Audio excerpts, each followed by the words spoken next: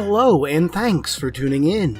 As always, this is Reverend JR, and I decided we'd get another video on the response to Lizzy's video on the Catholic child sexual abuse scandal. I've been kind of busy the past week, so this is the only video I'm going to get out this week. Just wanted to give you that heads up in advance. Things are starting to normalize with my life, so with any luck, perhaps over the next week or two, I'll start getting more regular videos out again. For now, we'll have to settle with this. Now, on to Lizzy's words of wisdom. So I kind of made a list of things I wanted to talk about in this video. So something really interesting that I learned in a psychology class I took is something called the Milgram experiment. Sorry guys. It has to do with obeying authority figures. Have you guys heard of this? You know, in fact, I have heard about this. She's going to explain it here in a second, but let me tell you that it's a really terrible justification for the premise she's probably going to present to us here. You'll see what I mean in just a moment. So what they did is they brought people into a study and they had to ask a person on the other side of the wall who they couldn't see just basic questions, like memory questions. And if they got it wrong, they had to shock them. And at first it was a very small amount of shock, but eventually, like, the people on the other side, who were actors by the way, but the person on this side thought they were real. So the actor would get shocked and they would react like, ow, ow, ow. And so they kept going up and up and up, up and up and up, up and up and up on the voltage. And eventually it got to a point where the people were shocked to death. Like, they were passed out, falling over, because it was such a high shock.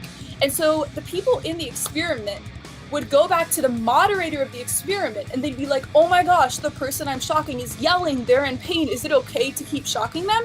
And the person in authority said yes. And here we arrive at the point that Lizzy is trying to make, which is that people will listen to people in positions of power over them, which again, I don't think is the best justification. And again, we're going to get into why in just a minute, but one reason is, as she was talking about earlier, you've got these classes that are not accredited that are designed to teach you how to pinpoint sexual deviancy, I guess, sexual harassment, and so on. But it's being taught by the people in positions of power in the first place in the church.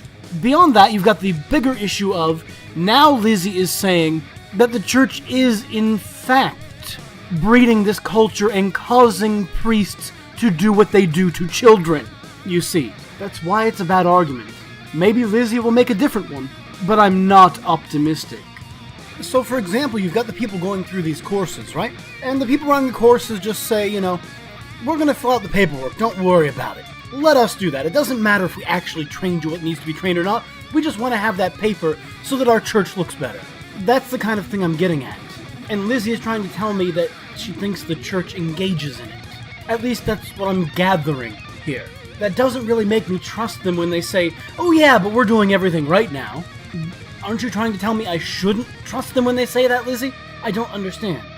Like, for example, how do I know they didn't just tell you to make this video and you're doing it because they told you to draw accusations away from them, or to draw liability from them, or to draw attention from them, or for whatever reason? But anyway, continue, Lizzy. Tell us how you think this actually ties in. And so something like 85% of the people in this experiment, if it had been a real shock, it was actors, but if it had been real, something like 85% of the people would have killed the person on the other side because they were obeying this authority figure.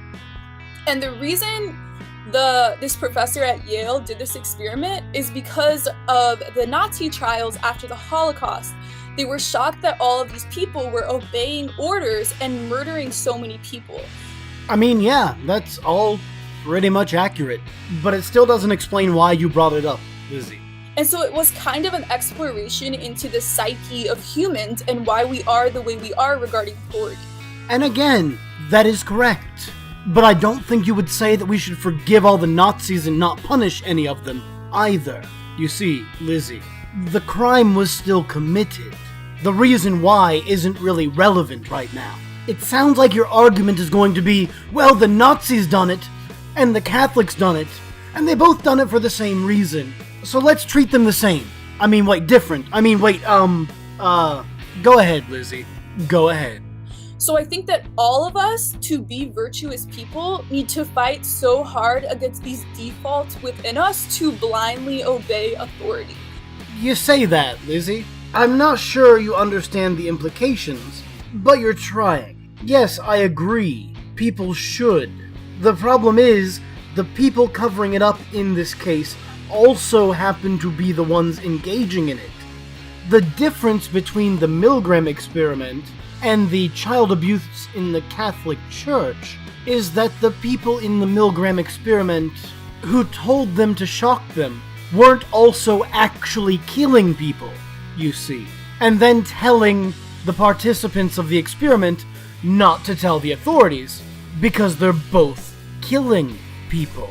Do you understand the difference between the Catholic cover-up and the Milgram experiment yet? And do you understand why that's not an excuse for removing blame from the church?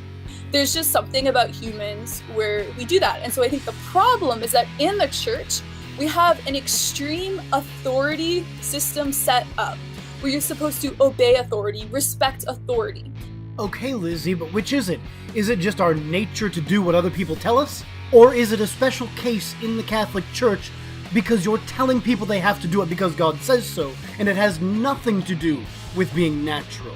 It's this giant structure. I hate authority, but in Catholicism, I love that we have this authority structure. One of those statements is a lie. Either you like to be told to shut your mouth and do exactly as you're told, or you don't. I respect and trust our church authority.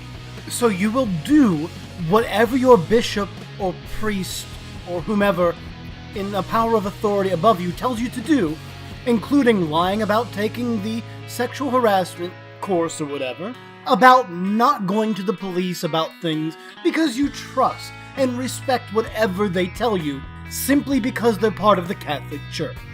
Do you understand why people who are not Catholics are very upset about this, Lizzy? I'm not trying to talk down to you, but I don't know any other way to phrase these words that might get through to you.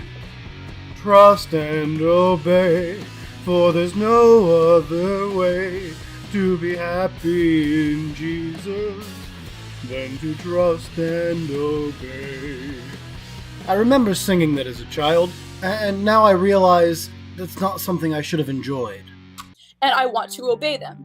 And so I think the problem is that people do not have a nuanced view of obedience and authority. There's no nuance, Lizzy. Either you do trust them and you will obey them, or you do not and you will not.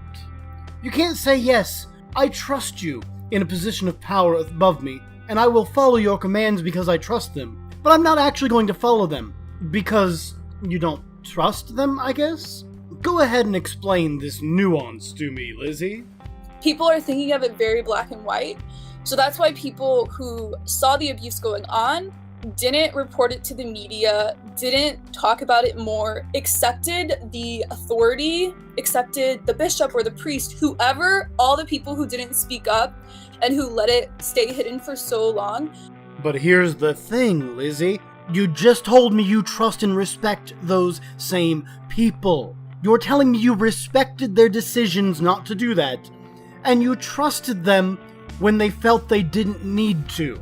Now you're telling me you do not respect those decisions, they are not in line with your beliefs, and you would not trust them to make those decisions in the future. Which is it, Lizzy? If you see someone kill your neighbor, are you going to avoid telling the cops just because the guy who killed him says you shouldn't? Do you trust and respect that person who killed your neighbor, or not? What exactly is not black and white about this? What gray area exists in your mind to let you think that, yeah, that guy touches children inappropriately, but I'm just gonna ignore that? What normal, reasonable person do you think would have any gray area at all regarding that?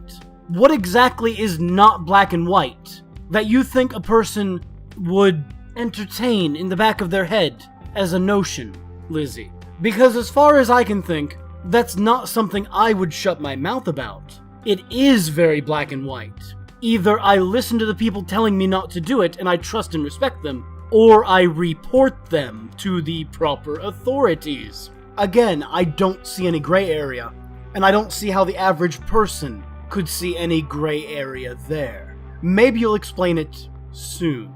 They were trusting the authority, and I think that it's something, like I was talking to my boyfriend about this, how they should have a course in seminary or something, where it's this like philosophical class where they talk about different scenarios, and when is it okay to disobey your bishop?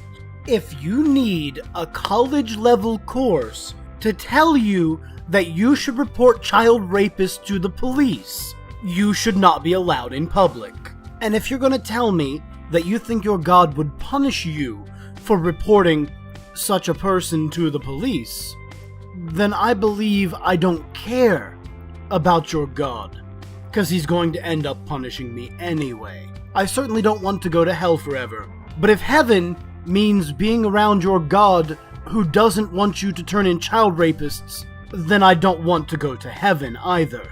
When is it okay to go against who you're supposed to have this extreme obedience to? See, here's the thing, Lizzy. If someone in a position of power is doing something wrong, and they are using that power to silence others from reporting them, that in itself is a form of abuse, and you should tell other people about it, especially the relevant authorities. If there is any hesitation in your mind, let me attempt to remove it now. If you have a child, and you know someone is doing something inappropriate to it, doesn't matter who that person is, you report them to the relevant authorities. The same goes for any other action that someone does that is clearly wrong. Similarly, when you get to those quote-unquote gray areas, I do not believe child rape to be one of them, but let's say you do, then you have to decide whether or not the action of the person is something you find tolerable. That's the only possible way you can consider it a gray area, is if you're okay with the behavior, but you know that other people are not. Anyway, if you haven't figured it out, the video is off the screen already. That's where I'm going to end that for today, because even though I'm only getting one of these a week right now, this is still incredibly frustrating. If you enjoyed this video, please be sure to leave a like. If you didn't, leave a dislike. Put a comment down below and tell me if you would report someone for performing such an action. Be sure to share this video. Share it with everyone. I don't want you to think that I am abusing my position of power and telling you not to. If you want to learn how to get your name on my screen, be sure to check out my Patreon link down below. And as always, this has been Reverend JR, signing off.